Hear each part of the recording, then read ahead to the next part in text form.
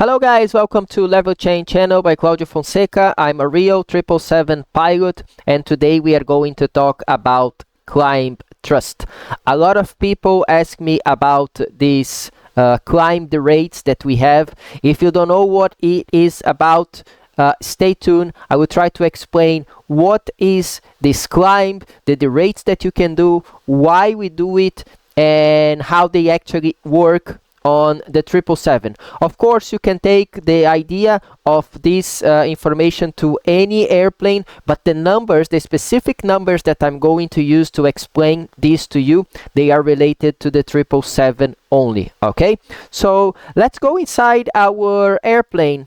So when you are inside your cockpit and you are doing your pre-flight preparation, at some point you are going to deal with this page on the FMC, which is the thrust limit. Okay, on this page, when you are on the ground, you can select your thrust for takeoff and for climb. Okay, so on the ground you have the option for takeoff and for climb. Today I'm going to focus on the climb.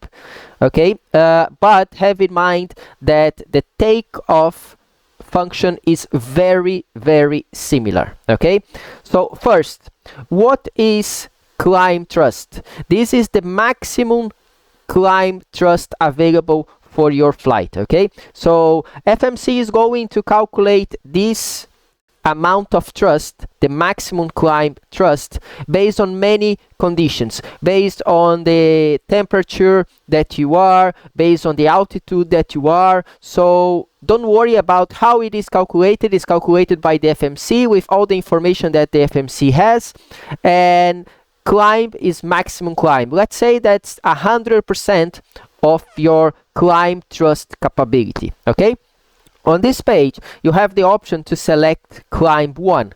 Climb 1 is basically a 10% reduction on that climb output. Okay, this is not 10% reduction in N1. Okay, we use N1 as a thrust setting measurement. Okay, but this climb thrust, and just like the takeoff and takeoff thrust, it's not related, this reduction is not related to the N1 but up to the percentage of power generated by the airplane. Okay, so climb 1 is a 10% reduction. You can see here on the left side that takeoff 1 is also a 10% reduction, so you take the same number to the right side. So climb 1 is 10% reduction from your climb power. Okay, you also have the option for climb 2.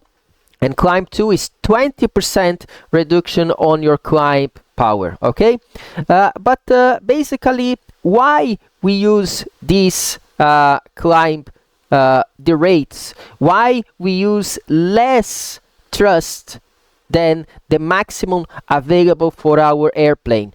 Basically, is to reduce engine maintenance cost. Okay, so if the airplane is not if the engines are not generating the maximum thrust that you can have at any specific time, you are going to have less thrust and you are going to have less engine temperature, and this reduction on the engine temperature will increase the engine life. Okay, so basically it's something that was created together between the engine manufacturer and Boeing to give the operators the option to do it. Okay, I also prepared a small presentation about it, and I'm going to talk in more details about this climb, and then I'm going to show you again on the sim how to select and what FMC is doing automatically for us. Okay,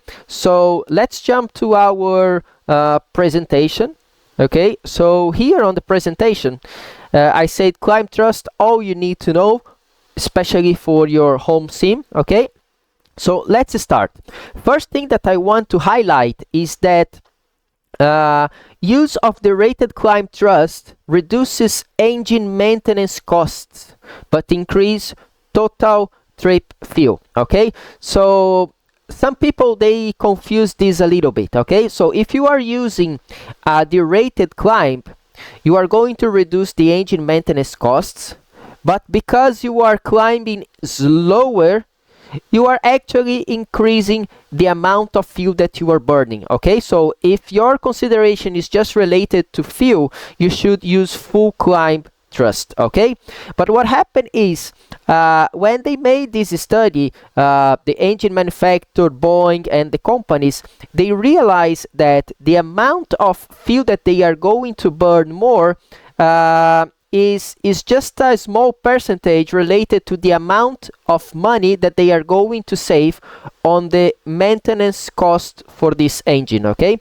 hopefully in a document by Rolls-Royce that I read some time ago, this difference can be up to 10 times. Okay, so let's say that the company is burning,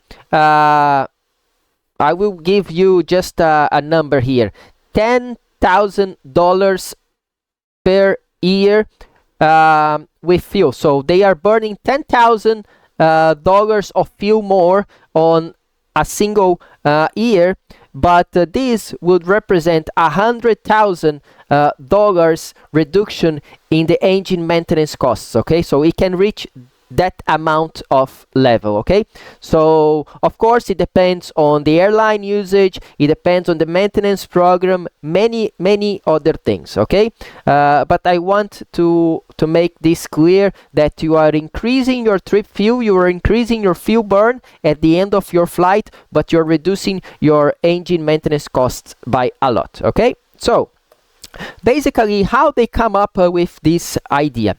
So if you have a maximum takeoff climb, and maximum takeoff climb is this black line here. So if you are taking off at maximum takeoff maximum takeoff weight and using maximum climb thrust, this is the rate of climb that you are going to have. Okay, basically initially you will start with something around 2,100 feet per minute, and when you are around 10,000 feet you will have something like 1,800 feet per minute, and so on. Basically when you are more or less at 25,000 you will have a rate of climb around 1,000 feet per minute. Okay, so this is at maximum takeoff weight. Okay, but if you are not taking off at maximum takeoff weight, let's say instead of 656,000 pounds, you are actually climbing now at 519,000 pounds. Okay, if you are climbing at 519 pounds, instead of having 1,100 feet rate of climb per minute in the beginning of your flight, you will have something like 3,000, and so on, and this is your rate of climb as you go through your climb. Okay, this S here is related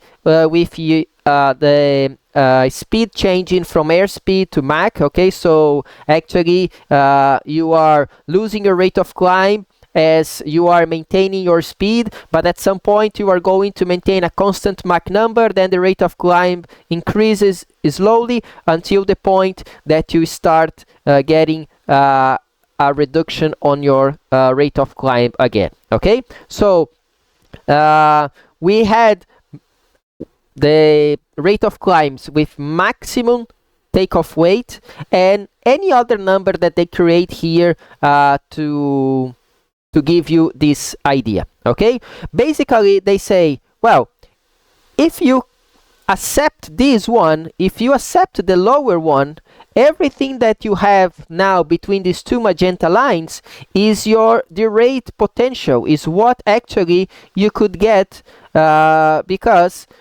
you don't really need. Of course, if you can take maximum climb and you accept the maximum climb with maximum takeoff thrust, so if you have less weight, maybe you can do the same rate of climb and therefore using less thrust and saving your engine. Okay, all the tables that I'm going to show you today, they are based on the Rolls-Royce engine for the 777-200. Okay, but they apply to the 300, of course, with different numbers, but the same idea. Okay, so I think now you understand that it's better for the company to use less thrust and save in the engine maintenance and increase the fuel burn a little bit, and by doing this maximizing the profits for the airline. Okay, and the difference between these two magenta lines is the potential derate that you can have. Okay, something similar like this. If we go through, basically what happened is, if you had maximum climb thrust, you will be climbing like this. Okay, now as you have a climb 1, generally a 10% reduction, you will be doing this climb.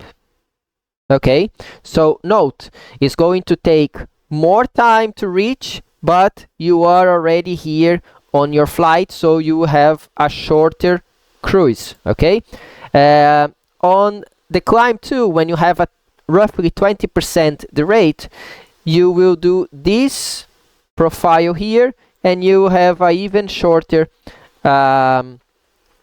cruise flight. Okay, so basically you are burning much more fuel on your climb out because you are climbing more time. Okay, but on the other hand, you are also going further, so this will compensate a little bit, even though you will always burn more fuel when you are using reduced climb thrust. Okay, then we have something like this. Okay, and this is very important for you to understand because this is related to one configuration that you can do on your FMC, and this configuration it's available to any airline in the world, and they choose what is their configuration. They choose how they want to operate based on their flight characteristics. Okay, so I'm going to start with the black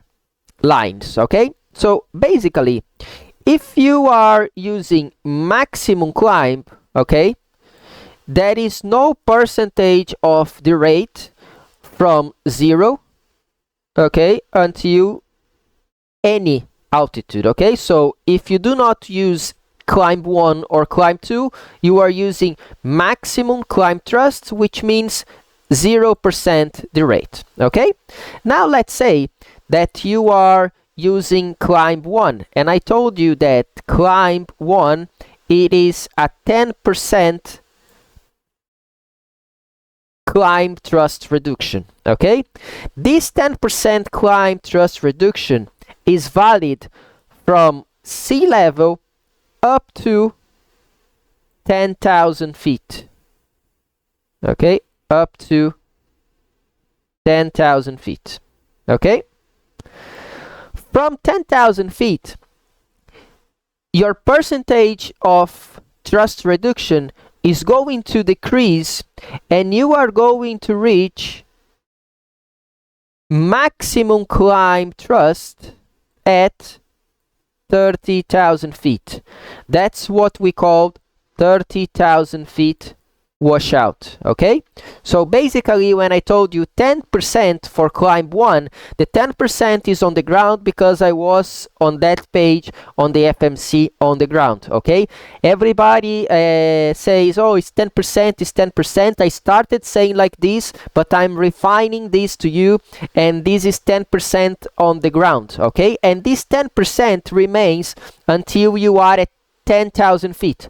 Once you are at 10,000 feet, the rate of thrust is going to start reducing, and you are going to reach maximum climb thrust at some point around 30,000 feet. Okay, similarly, if you have a climb, I would just start all over again. If you have a climb to the rate, and my mouse is not working anymore. So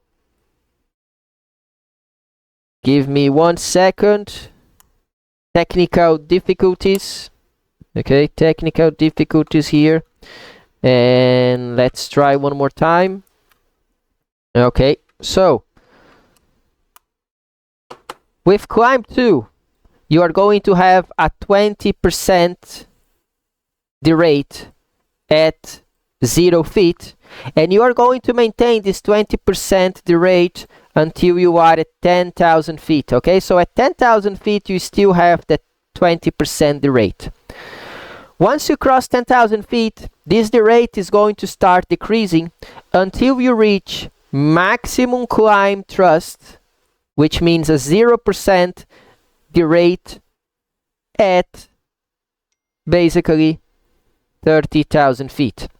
That's what we call 30,000 washout. Okay, so basically, as you are reducing the thrust from 10 to 30,000, and this is linearly, I can tell you that around 20,000 feet with climb 2, you will have a 10%.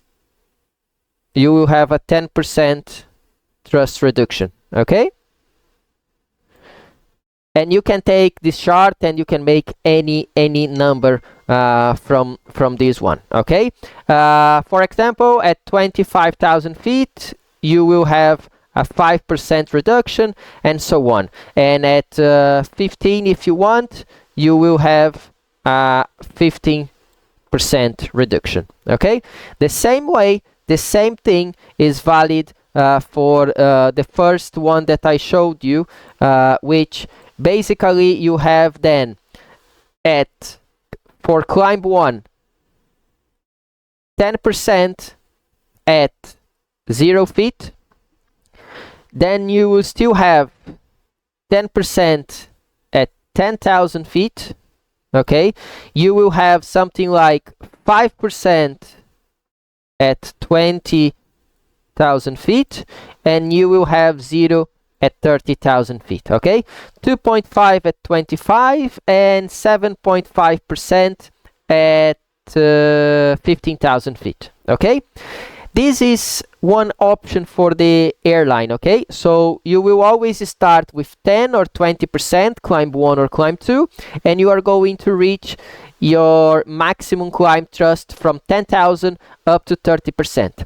There is another option for airlines that do not want to maintain this thrust reduction up to 30,000 feet. They create the 12,000 feet washout altitude, which is almost the same, but instead of reaching maximum climb at 30,000, you are going to reach maximum climb now at 12,000 feet. Okay, so basically, one more time, if you have this option 12,000 feet and you are taking off with climb 1, you have a 10% reduction until you are at 10,000 feet, and then this go really fast and you will have maximum climb thrust at 12,000 feet. Okay, which basically means at 11,000 feet you are going to have a 5% thrust reduction, and so on. Okay, the same thing if you are using washout altitude of 12,000 feet and you took off with climb 2,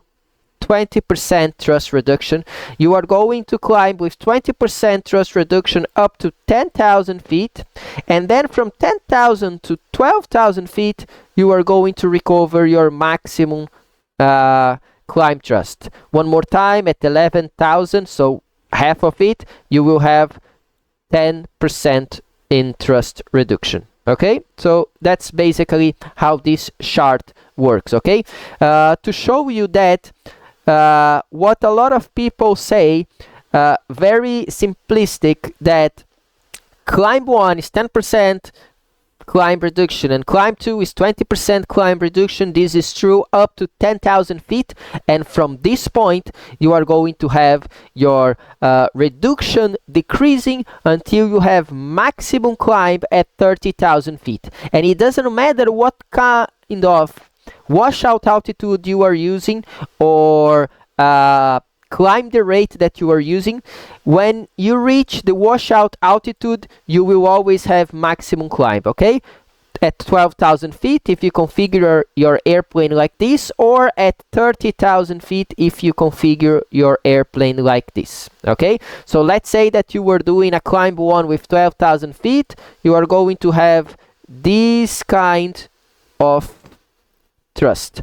If you were doing at washout of 30,000 and climb 2, you will have this kind of thrust. Okay, note that the last part is always the same. Okay, and if you are using 12,000 feet, from 12,000 feet is going to be always the same.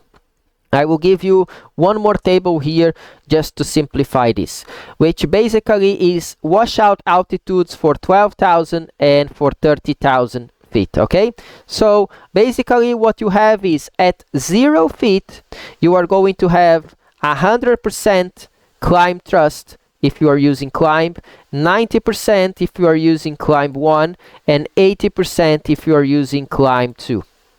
And you maintain the same until you are at 10,000 feet. Okay, and then from 12,000 feet you already have 100% all the way to the maximum ceiling of this airplane, which is 43,100 feet. The same table on the right side, the only difference is that instead of reaching 100% at 12,000 feet, you will be reaching 100% at 30,000 feet. So note, after 30,000 feet, you will have always maximum climb thrust. So the climb thrust doesn't change if you press climb 1 or climb 2. Okay, so let's go back to our simulator, and I'm going to show you how to select the washout altitudes. Okay, to select the washout altitudes, you have to go to your menu, PMDG setup, aircraft, equipment, and then on the page number 2 of 12, which is FMS, you have on the third line, climb the rate washout altitude. Okay, and you have the option for 12,000 and 30,000 feet. Okay, so based on what I just showed you, now you know what climb the rate washout altitude means, and you can select now 12,000 or 30,000 feet. Okay, have in mind that the thrust limit page is also available in flight. So in flight you will have the page a little bit different from this. Okay, you will not have the takeoff options, but you will have here cruise, climb, maximum continuous on the left side, but always on the right side you have the option for climb, climb 1, and climb 2. Okay, so before we continue to this, let's go back to our presentation. And on our presentation, I want to go back to the second page where it's written here. I'm losing my mouse again. Let's try like this. Yep, here we go. So it's written here that use of an assumed temperature reduced thrust takeoff or takeoff the rate affects automatic selection of climb the rate. Okay, so once you select a takeoff thrust, okay, you will have an automatic selection of climb the rate. Basically, every time that you have a thrust reduction of less than 10%, okay, FMC will select maximum climb. Okay, if you have a reduction of 10% but less than 20, the FMC will select climb 1. And if you have equal or greater than 20%, then you will have climb 2. Okay, it also says that on the ground the pilots may override the automatic climb the rate selection after the takeoff selection is complete. Okay, important things here about this paragraph from the LATAM Flight Crew Operations Manual, and this is true for every 777. First, that there will be an automatic selection of climb the rate based on your takeoff thrust. Yes, okay.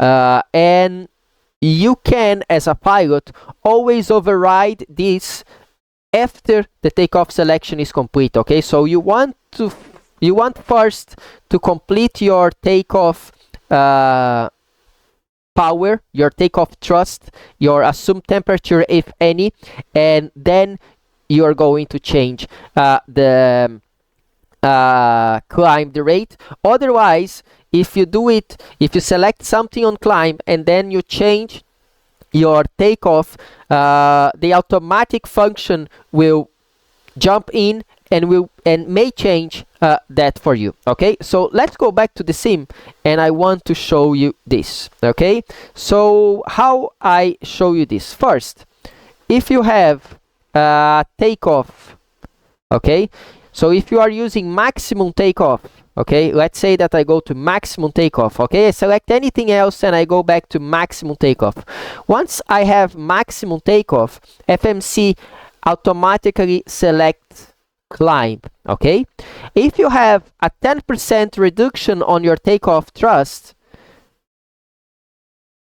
climb 1 will be automatically selected. That's what we just read on the FCOM. Okay, the same thing. If you have a 20% thrust reduction, then it's going to select climb 2. Okay, so Fonseca, you were telling me that basically if I select takeoff, it goes to climb, takeoff 1, it goes to climb 1, and takeoff 2, it goes to climb 2. Yes and no. Okay, basically, if you select takeoff, you will not have nothing better than climb, because that's the maximum. If you select takeoff 1, you will have maximum climb 1 automatic by FMC, and if you use takeoff 2, you will have maximum climb 2. Why I'm saying maximum? Because remember that the 10 and 20% reduction is based on the takeoff the rate or the assumed temperature. For example, if I use a takeoff, okay, with 14 degrees that we have now at this airport here, São Paulo. Let's say you have 14 degrees and you are using maximum takeoff thrust, you are going to have maximum climb thrust. But let's say today I did the performance calculations and I don't need maximum thrust. I can use maximum takeoff thrust with an assumed temperature of 50 degrees. So once we select 50 degrees, FMC already changed this to climb 1, meaning that my takeoff thrust with 50% is a thrust reduction between 10 and 20%. Okay, so it's 10% up to 20%. If I select the same thrust takeoff with assumed temperature, let's say of 60, okay, at this time I have a thrust reduction of 20% or more, and then the FMC automatically selected climb 2 for us. Okay, so one more time, if you only use the thrust without any assumed temperature, of course you are already reducing by 10%, so the climb 1 is selected automatic. If you are using takeoff 2 without the select temperature, okay, without assumed temperature, you already have a 20% reduction, so maximum you are going to have is climb 2. So anytime you have climb 2, it doesn't matter the temperature that you put here, 35 or 60, you are going to have climb 2 always. Okay, but if you select, for example, takeoff 1, initially you are getting a 10% reduction, it goes to climb 1, and then you assume one temperature, something like 45 degrees. Okay, now it's more than 20% reduction, it's getting you to climb 2. Okay, so you will never see automatically selection by the FMC on the right side more than the left side. Okay, so if you select takeoff, is going to go climb, takeoff 1 is going to go climb 1 maximum, and takeoff 2 maximum climb 2. But have in mind that anytime you select an assumed temperature on the takeoff and takeoff 1, you can even have a further climb thrust reduction. Okay, and this is automatic by the FMC. How most of the airlines they use this automatic function?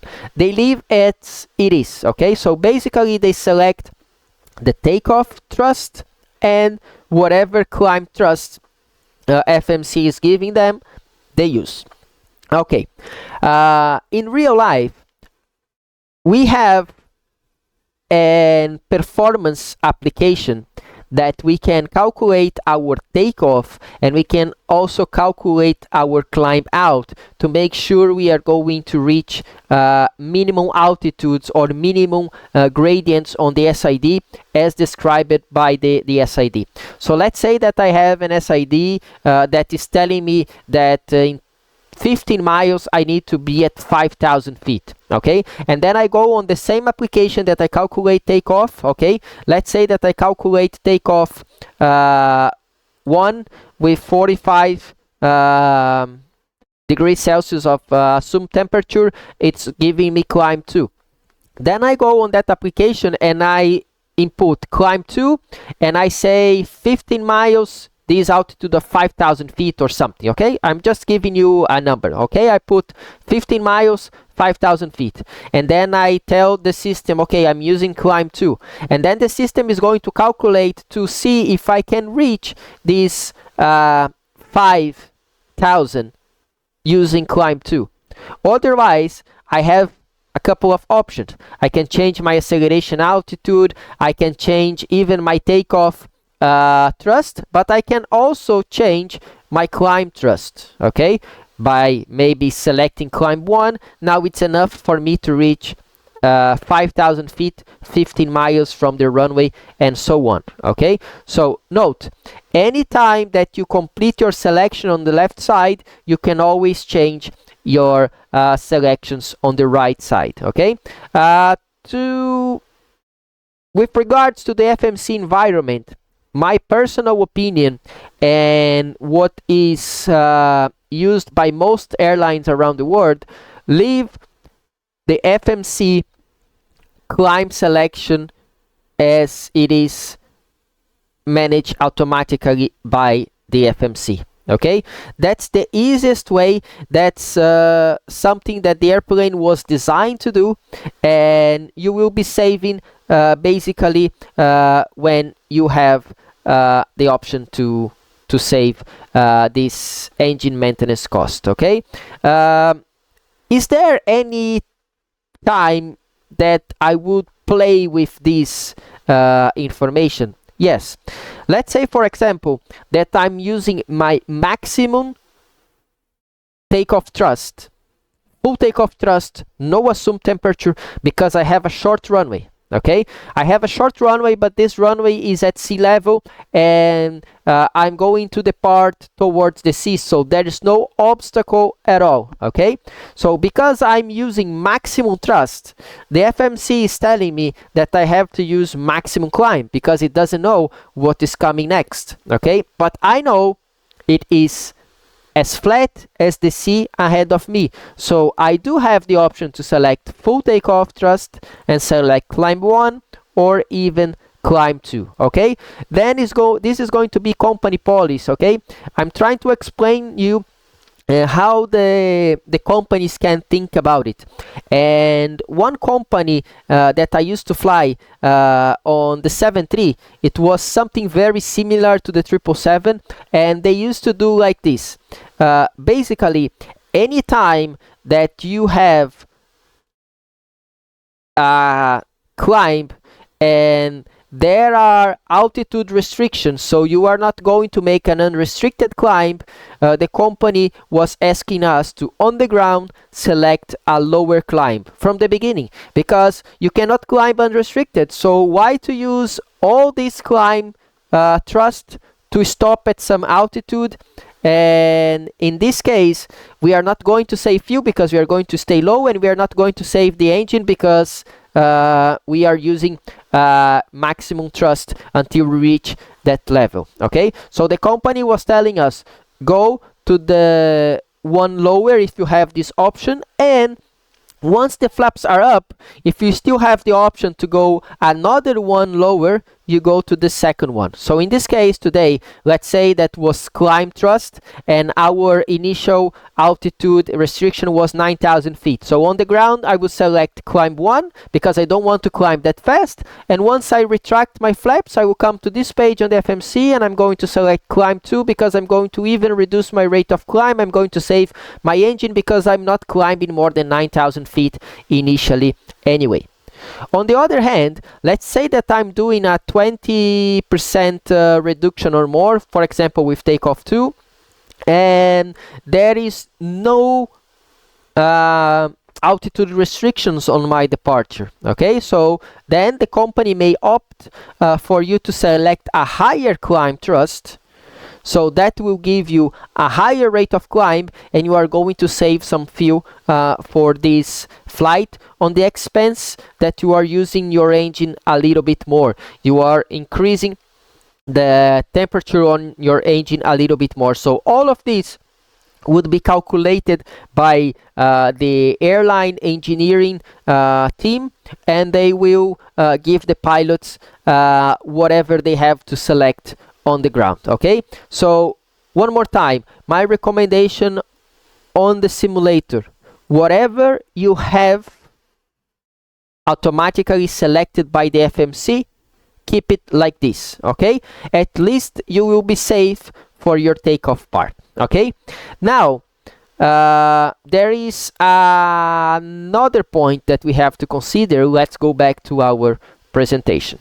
So now you already saw these pages, and I'm going to show you this one. Okay, what is this? This is basically your rate of climb if you were climbing with maximum thrust, the same one that I showed you before, maximum thrust, maximum takeoff weight. Okay, so this is maximum thrust, maximum takeoff weight. Now I'm going to show you what is climb 2 and slow reduction, which is basically 20% reduction and washout altitude at 30,000 feet. So this is the rate of climb that you are going to have. Okay, this rate of climb with a weight of 519, the same weight that we had before. Okay, so for the magenta you will have 656,000 pounds, and for the all the other ones that I'm going to show now, 520,000 pounds. Okay, the other option that we have is climb 1, also with a 30,000 feet washout altitude. So this one is this rate of climb. Okay, note that both are the same from 30,000 feet, and they are all the same then until the end. Okay, now let's go for another one, which is again climb 2, but now with washout altitude of 12,000 feet. Your rate of climb will be something like this. Okay, and from 12,000 feet you have maximum thrust, the same as the standard one, and this is your climb profile. Okay, the last one that we have is a 10% reduction initially and maximum climb at 12,000 feet. Washout altitude at 12,000 feet, it's something like this. Okay, so this is as if you were doing your climb 1 with washout at 12,000 feet. And the last one that we have here that I'm going to put in magenta is your full climb thrust from the beginning, as if you were with 519,000 pounds of thrust.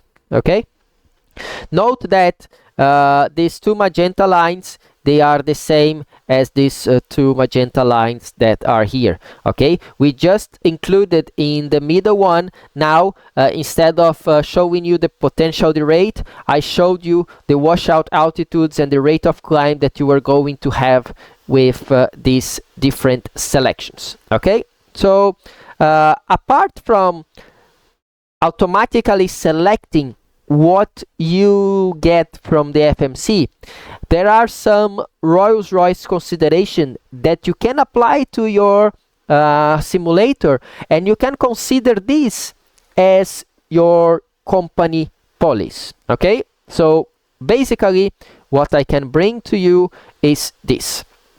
So therefore, it's recommended that on all sectors climb 2 should be considered. Okay, so you are going to consider climb 2, but you don't want to change the automatic selection in the beginning of your takeoff. Okay, so in the beginning you want to have whatever you have there. Okay, then they say if SID close-in constraints preclude the use of climb 2, then climb 1 should be considered. That's exactly what you are doing. If you are using a takeoff thrust that is not 20% reduction or more, is going to give you automatically climb 1, and you keep that climb 1. Another point, if SID close-in constraints preclude the use of climb 1, then climb should be considered. The same thing, you are using a lot of thrust for your takeoff, FMC selected automatically climb for you, you keep that climb.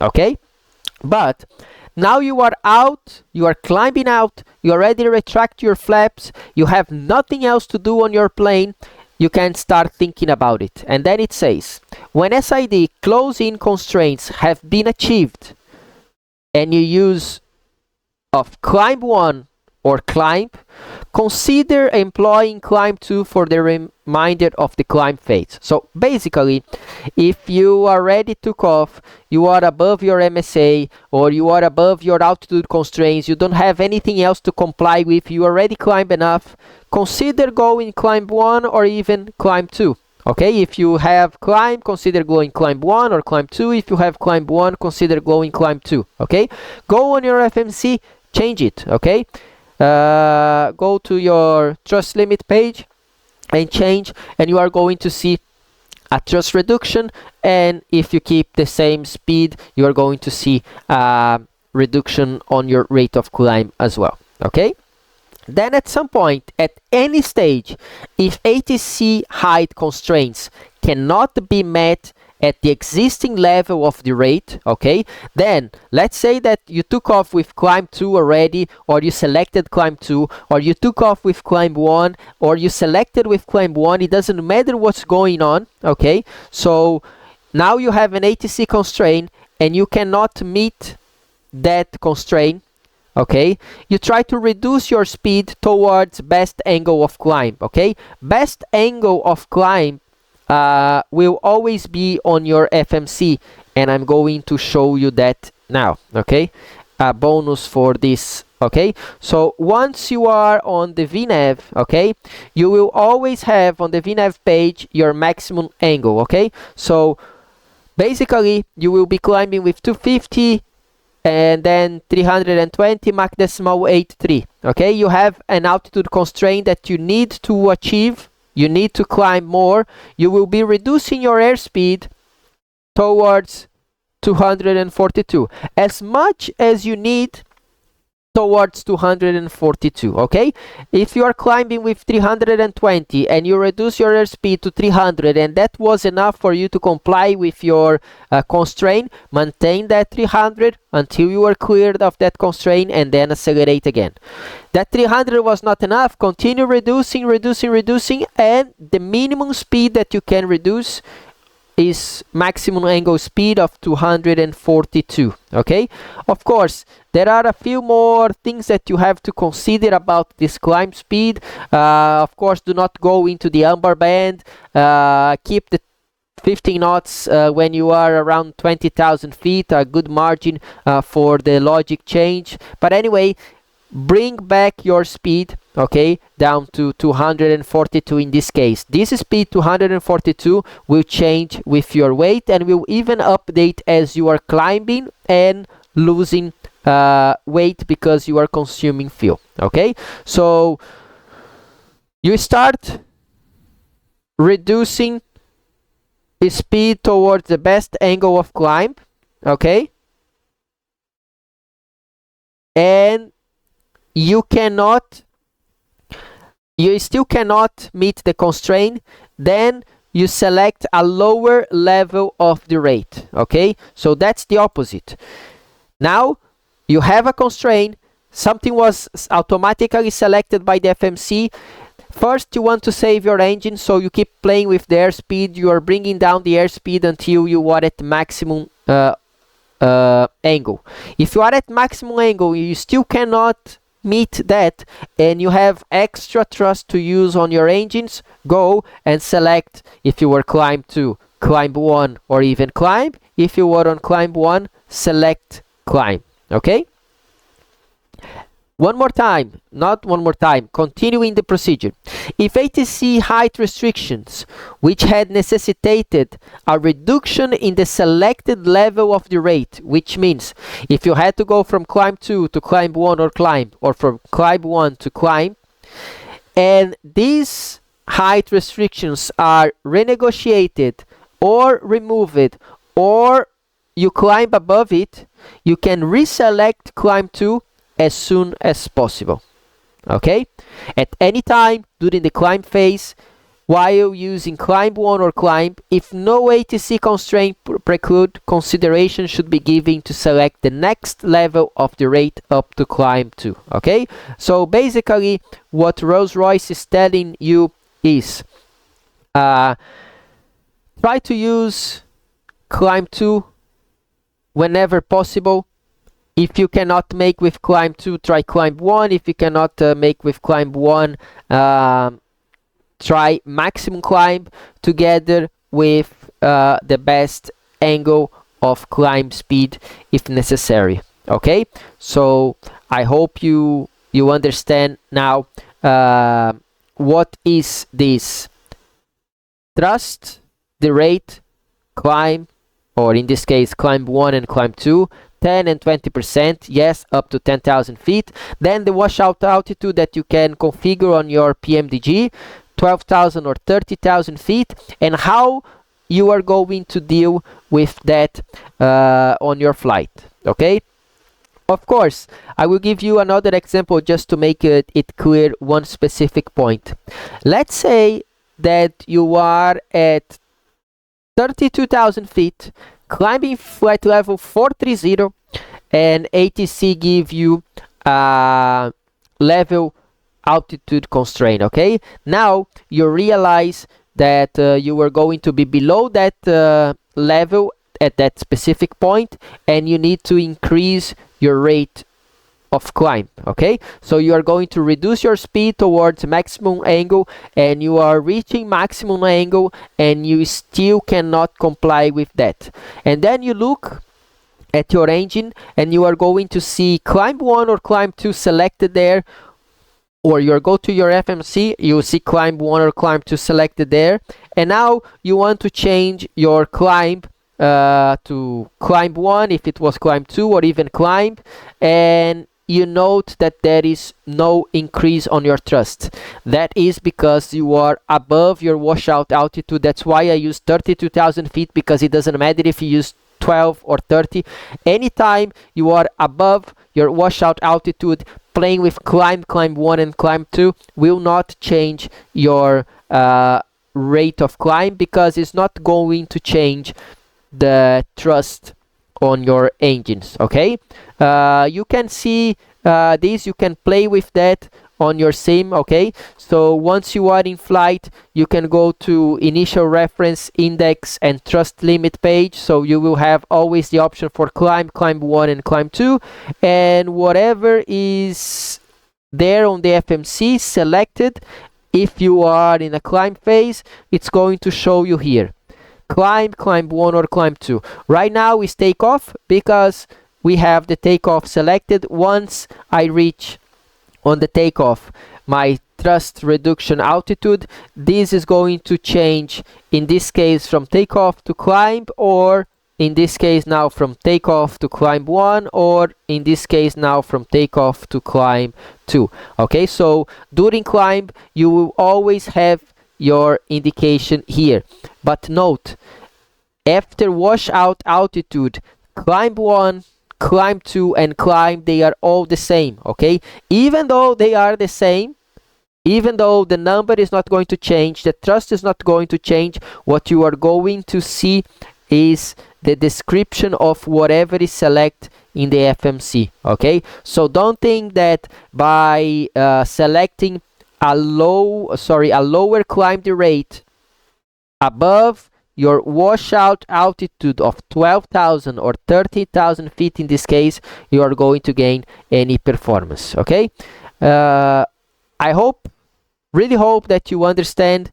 I know this kind of video is a little bit more technical, but I want to give you this kind of content because PMDG airplane is capable of replicating this procedure on your home simulator. Okay, so remember, you have the option to select the washout altitude, you have the option to change your climb thrust on the ground and in flight during climb, and it works exactly as described in the Boeing manuals and on the engine manufacturer models. Okay, if you like this video, please hit the thumbs up, share with your friends, and I'll see you next time. I'm going to record all the normal procedures for the 777, this time in English using the Microsoft Flight Simulator. Okay,